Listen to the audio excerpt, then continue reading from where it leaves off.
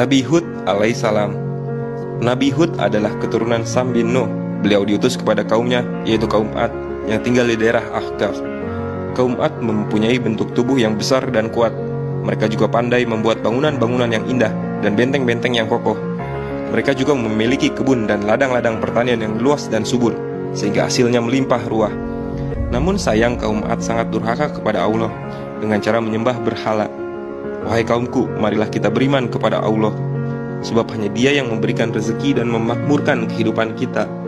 Allah pula yang bisa menghidupkan dan mematikan semua makhluk hidup di muka bumi ini, ucap Nabi Hud dengan tenang.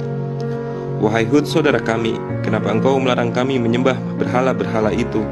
Karena berhala-berhala itu telah disembah oleh nenek moyang kita, ucap pemuka kaum kafir. Ad dengan sinis. Melihat sikap kaumnya yang belum mau beriman kepada Allah, Nabi Hud terus mendoakan kaumnya sehingga mendapatkan hidayah. Setelah peringatan-peringatan yang diberikan Nabi Hud tidak dihiraukan oleh kaumnya, yaitu kaum Ad, Nabi Hud menyerahkan semuanya kepada Allah. Walau begitu, beliau tidak pernah bosan untuk mengajak kaum Ad untuk beriman kepada Allah dan meninggalkan berhala-berhala itu sebagai Tuhan mereka. Kaum Ad semakin berbuat kerusakan di muka bumi. Setiap kali mendapatkan peringatan Nabi Hud, mereka selalu berbuat durhaka dan sombong. Bahkan mereka secara terang-terangan menolak untuk mengakui Nabi Hud merupakan utusan Allah. Nabi Hud berdoa, "Ya Allah, berilah mereka sedikit cobaan dengan adanya musim kemarau panjang. Mungkin dengan cobaan itu mereka akan beriman kepadamu." Allah mengabulkan doa Nabi Hud. Musim kemarau yang berkepanjangan terjadi kepada kaum Ad. Segala harta yang mereka miliki habis semua.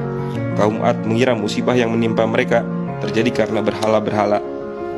Musim kemarau yang menimpa kaum Ad kurang lebih 3 tahun. Tidak ada setetes embun pun yang jatuh ke tanah. Hal ini membuat semua sumber mata air pada saat itu tidak dapat berfungsi. Waktu itu bumi betul-betul kering dan tandus. Akan tetapi mereka tetap tidak mau beriman kepada Allah. Suatu malam malaikat mendatangi Nabi Hud. Mereka memberitahu azab Allah sebentar lagi akan datang. Malaikat itu berpesan kepada Nabi Hud untuk segera meninggalkan perkampungan bersama pengikutnya. Malam itu juga Nabi Hud bersama pengikutnya meninggalkan perkampungan mereka menuju ke Hadratul Mekah. Maka janji Allah pun datang. Kaum Ad binasa dengan angin topan yang sangat dahsyat serta petir yang membinasakan siapa saja. Azab itu ditumpahkan kepada mereka selama 7 malam 8 hari tanpa henti-hentinya. Mereka kaum Ad pun roboh bagaikan pohon-pohon bertumbangkan. Adapun Nabi dan orang-orang yang beriman selamat dari azab itu.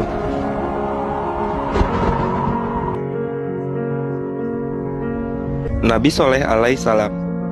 Nabi Soleh diutus oleh Allah untuk mengajak kaum Samud untuk kembali ke jalan yang benar.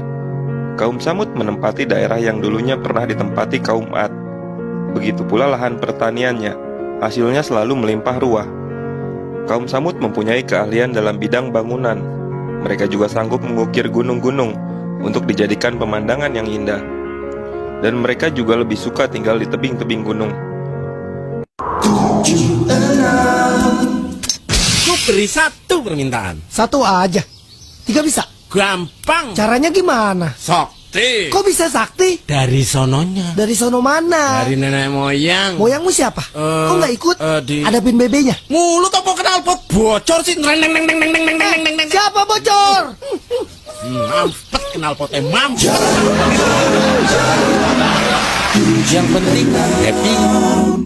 Namun akhlak yang dimiliki kaum Samud menyimpang jauh dari ajaran kebenaran. Selain itu kaum Samud tidak menyembah Allah, melainkan mereka menyembah berhala-berhala yang mereka buat sendiri. Wahai kaumku, kenapa kalian menyembah batu-batu itu? Berhala-berhala itu tidak bisa berbuat apa-apa untuk kalian. Hanya Allah Tuhan yang kalian patut sembah, ucap Nabi Soleh tenang. Wahai Soleh, janganlah engkau melarang kami untuk menyembah berhala-berhala itu. Buktikan jika engkau seorang nabi. Perlihatkanlah mukjizat Tuhanmu kepada kami, ucap pemuka kaum Samud. Kemudian Nabi Soleh berdoa kepada Allah. Doa Nabi Soleh pun dikabulkan oleh Allah. Allah pun menunjukkan kekuasaannya kepada kaum Samud. Setelah tangan Nabi Soleh dipukulkan ke atas batu, muncullah unta yang gemuk dan sehat. Kaum Samud terkesima melihat peristiwa itu. Sebagian kaum Samud mulai percaya kepada Nabi Soleh. "Wahai kaumku, kalian boleh mengambil susu unta ini, tapi janganlah pernah mengganggu unta ini, apalagi membunuh binatang ini," kata Nabi Soleh. Banyak kaum Samud yang mengambil susu unta itu dan menjadi pengikut Nabi Soleh. Semakin hari pengikut Nabi Soleh semakin bertambah, sehingga membuat pemuka kaum Samud tidak senang. Mereka merencanakan untuk membunuh unta Nabi Soleh. Mereka membayar pemuda-pemuda yang berani untuk melaksanakan tugas itu. Keesokan harinya seperti biasa, para penduduk sudah mengantri untuk mengambil susu unta. Saat penduduk sudah meninggalkan unta itu, maka para pemuda itu segera membunuh unta Nabi Soleh. Setelah membunuh unta itu, para pemuda itu mendatangi Nabi Soleh. "Hai Soleh, kami telah membunuh untamu karena kotorannya telah mengotori jalan-jalan kami," ucap pemuda yang berbadan kekar. Nabi Soleh yang mengetahui untanya dibunuh sangat marah sekali. Kemudian Nabi Soleh berkata, "Sudah aku ingatkan kepada kalian, jangan sekali-kali mengganggu unta itu, apalagi membunuhnya. Berarti kalian sudah siap menerima azab dari Allah." Para pemuda itu hanya tertawa mendengar ucapan Nabi Soleh. Kemudian salah satu di antara mereka berkata, "Hai Soleh, kami tidak takut dengan azab Tuhanmu. Buktikan kami, ingin tahu dan merasakannya." "Azab itu akan datang 3 hari lagi," jawab Nabi Soleh. Nabi Soleh mengumpulkan para pengikutnya untuk meninggalkan perkampungan itu. Pada hari pertama dan kedua tidaklah terjadi apa-apa. Namun pada hari ketiga, langit menjadi gelap. Kemudian terdengar suara petir dari langit yang menyambar kaum Samud. Lalu mereka mati bergelimpangan. Kaum Samud pun